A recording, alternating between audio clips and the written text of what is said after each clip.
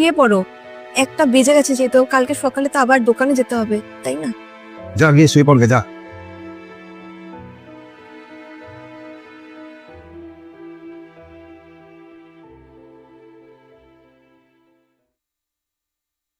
বলছিলাম আপনার খাবার রেডি হয়ে গেছে, আমি কি দিয়ে দেবো? অমিত কখন আসবে? বলতে পারবো না, ওর সাথে তো আজকে ফোনে কথাও হয়নি। ফোন করো ওকে, আর ফোনটা স্পিকারে রাখবে।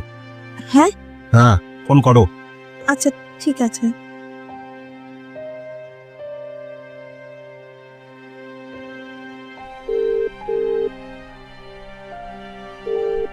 হ্যালো, কি হয়েছে বলো?